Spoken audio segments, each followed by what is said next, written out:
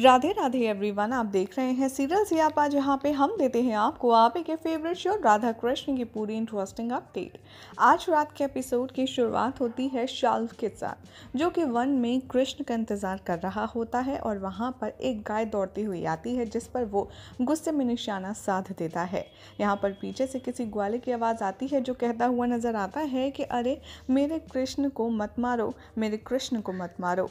जैसे ही शाल्व उस ग्वाले को देखता है, वो पूछता है कि क्या कहा तुमने, किसको मत मारो। तभी वो हाथ जोड़ कर के कहता है कि हाँ, ये जो हमारी गैया है इसका नाम हम कृष्ण रखे हैं, और अगर इसे कुछ हो गया तो हम जीवित नहीं रह पाएंगे। इससे न सिर्फ हमारी जीवन शैली चलती है, बल्कि ये हमारी सबसे ज़्यादा मनपसंद गाय भी है।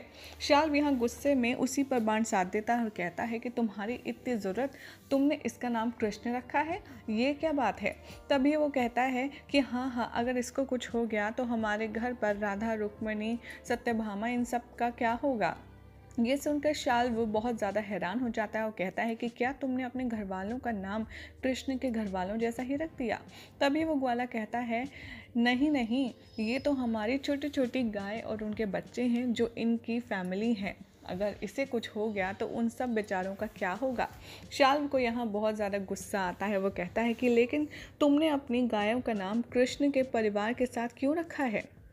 तभी जो गोपाल ग्वाला है वो कहता है कि दरअसल हमारे कृष्ण का उस कृष्ण के साथ में रोटी का संबंध है। एक बार उन्होंने इसे रोटी खिलाई थी, तब से इन दोनों का रोटी का संबंध है। आप समझ रहे हैं ना क्या कहना चाह रहा हूँ मैं।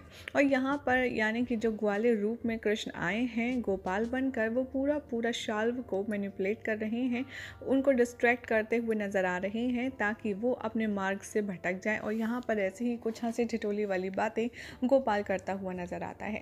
यहाँ पर शाल्व कहता है कि सुनो, ये मेरी नगरी है, यहाँ पर मेरा राज्य चलता है, कृष्ण की नगरी नहीं है और ना ही उसका राज्य चलता है, समझ गए। आगे से कृष्ण का नाम लेने की यहाँ पर कोशिश भी मत करना, और मैं तुम्हें छोड़ रहा हूँ क्योंकि मैंने सौगंध ली है, वरना मैं तुम्हें बताता। और यहाँ पर शाल्व अपनी सेना को लेकर के वापस चला जाता है।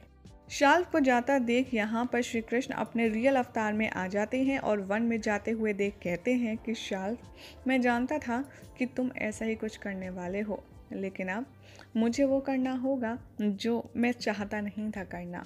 तुमने जिस तरीके से यहाँ पर गाय पर प्रहार करने की कोशिश की और मुझे समझकर कि तुम यहाँ पर आए, तुम्हें बहुत जल्द हार मिलने वाली है। यहाँ पर श्री कृष्ण ऐसे ही खड़े रहते हैं और उधर शुक्राचार्य अपनी दृष्टि से देखते हैं कि कृष्ण वहीं जंगल में है, और वो शाल्व से कहते हैं कि शाल्व, तुम क्या कर रहे हो, कृष्ण वहीं पर है, वहीं पर है। यहाँ पर शाल्व कहता है कि चुप हो जाओ असुर गुरु शुक्राचार्य, मैं तुम्हारी कोई बात नहीं सुनूंगा। अब मैं जा रहा हूँ सीधा द्वारका पर आक्रमण करने, और बहुत सुन ली मैंने तुम्हारी उल्टी सीधी बातें। कृष्ण ना तो यहाँ है और ना ही मैं अब तुम्हारी कोई बात सुनूंगा। सेनापति, द्वारका की ओर रुख करो। इधर दिखाया जाएगा कि बलराम दाऊ अपने सभी लोगों के साथ में सारी सुरक्षा सीमाएं देख रहे होते हैं। तभी वो निषाद उल्मुख के साथ में अनिरुद्ध से कहते हैं कि ये बताओ प्रद्युम्न और अनिरुद्ध कि यहाँ पर इतनी कम सेना क्यों है इस टुकड़े में। तो वो कहते हैं कि दरअसल काकाश्री ने कहा था श्री कृष्ण ने कि यहाँ पर विशेष विशेष स्थलों पर ही ज़्यादा सेना रहनी चाहिए। बलराम दाऊ कहते हैं युद्ध में कोई भी स्थान विशेष और कम विशेष नहीं होता, हर एक स्थान बराबर होता है, इसीलिए हमें सेना अधिक से अधिक करनी चाहिए। इधर जो शाल्व के सैनिक हैं वो देख रहे होते हैं द्वारका में सेना का क्या स्थिति है, और वो कहता है कि जाओ, जाकर के महाराज शाल्व को जानकारी दे दो कि जो छलासुर है उसने हमारा काम पूर्ण कर दिया है, और वो कपटासुर ने सारी जो सेना है वो आधी कर दी है, और अब हमें द्वारका पर विजय होने से कोई नहीं रोक सकता। इधर दिखाया जाएगा कि जो कपटासुर है वो राधा का बनाए भोजन का आनंद ले रहा होगा और खूब सारा खाना खा रहा होगा। राधा जिसे देखकर बहुत प्रसन्न होगी। यहाँ पर कहेगा कपटासुर कि राधा, तुम इतना स्वादिष्ट व्यंजन बनाती हो, मेरा तो तृप्ति ही नहीं हो रही है। राधा कहती हैं कि मैंने कौन से पहली बार तुम्हारे लिए भोजन बनाया जो तुम ऐसे बोल रहे हो, मैं तो तुम्हारे लिए कुछ ना कुछ विशेष बनाती रहती हूँ। कृष्ण कहते हैं कि हाँ, जो कपटासुर है मतलब वो कहता है कि हाँ, तुम जब भी कुछ अलग बनाती हो वो हमेशा विशेष ही लगता है, बहुत ही स्वादिष्ट भोजन है। यहाँ पर राधा कहती हैं कि कृष्ण, मैंने तुम्हारे लिए खीर भी बनाई है। कपटासुर एक्साइटेड हो जाता है और कहता है कि वाह वाह वाह, खीर तो मैं ज़रूर खाऊंगा। जैसे ही वो खीर उठाता है वो देखता है कि खीर में तो मक्खियाँ मरी हुई होती हैं। वो कहते हैं कि राधा, ये तुमने क्या किया, इसमें तो सारी मरी हुई मक्खियाँ हैं। राधा खीर को देखकर हैरान हो जाती हैं और कहती हैं कि आज से पहले तो कभी नहीं हुई, कृष्ण को उसकी खीर शुद्ध ही मिलती है, तो ये आखिर कैसे हुआ। यहाँ पर कपटासुर मन ही मन कहता है कि कहीं ऐसा तो इसलिए नहीं हुआ क्योंकि मैं कृष्ण नहीं हूँ, इसलिए ये खीर अशुद्ध हो गई हो। यहाँ कपटासुर राधा से कहता है कि कोई बात नहीं राधा, खीर मैं फिर कभी खा लूँगा, तुम परेशान मत हो, आओ आकर के मुझे अपने हाथों से भोजन कराओ। और जैसे ही कपटासुर राधा का हाथ पकड़ने वाला ही होता है तभी वहाँ पर बलराम दाऊ आ जाते हैं और कहते हैं कि कान्हा, वहाँ पर द्वारका पे इतना बड़ा संकट आया है और तुम आनंद ले रहे हो भोजन का। मुझे ये बताओ, तुमने किससे पूछ कर उस एक हिस्से पर सेना कम की, आखिर ऐसा क्यों किया। यहाँ पर कहता है कृष्ण, यानी कि जो कपटासुर है वो, कि देखिए बलराम दाऊ, मैंने आपसे फिर से कह रहा हूँ, आप सुरक्षा सिर्फ संचालित कीजिए, क्या करना है कैसे करना है ये मुझ पर यानी कि द्वारकाधीश पर छोड़ दीजिए, आपको चिंता करने की कोई भी आवश्यकता नहीं है। यहाँ पर बलराम दाऊ कृष्ण को फोर्स करते हैं यानी कि कपटासुर को, कि चाहे जो हो जाए हमें सुरक्षा और बढ़ानी होगी क्योंकि ये युद्ध का सामान है।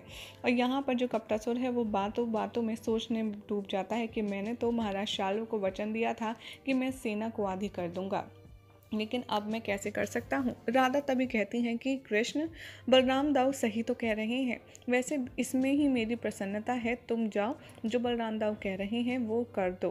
राधा की तरफ देखता हुआ कपटासुर कहता है कि ठीक है, आओ मेरे साथ आओ। और राधा, कपटासुर और बलराम दाऊ उधर सब चले जाते हैं जहाँ पर सारी सुरक्षा दल होती है।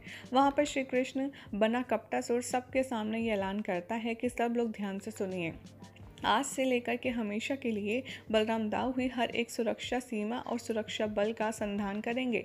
ये बात मेरे ख्याल से सबके हृदय का स्पष्ट पहुंच गई होगी और सभी लोग खुश हो जाते हैं। इधर जो शाल्व की सेना है उन्हें भी सूचना मिल जाती है कि अचानक से कपटासुर ने सेना डबल कर दी है और वो अपसेट हो जाते हैं कि अब हम कैसे यहाँ पर युद्ध आरंभ करेंगे, और वो यही संदेश शाल्व को भिजवाते हैं। यहाँ पर कपटासुर राधा को देखकर बहुत ही ज़्यादा खुश होता है और राधा इतनी ज़्यादा प्रसन्न होती हैं क्योंकि कृष्ण ने उनकी बात मान ली होती है, लेकिन वो तो कपटासुर है।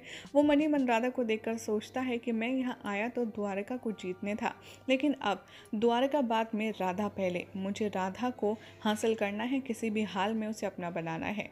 यहाँ पर वन में खड़े श्री कृष्ण कहते हैं कि कपटासुर, मैं जानता था कि तुम राधा के प्रेम में अवश्य पड़ोगे और आगे की नियति के लिए ये होना आवश्यक भी था, लेकिन अब समय आ गया है जब मैं राधा के पास वापस लौटूं, क्योंकि मुझे पूर्ण विश्वास है कि जब मैं राधा के सामने होऊंगा तब वो अपने कृष्ण और कपटासुर में ज़रूर भेद कर पाएगी कि उसके प्रेम का सही प्रतीक कौन है।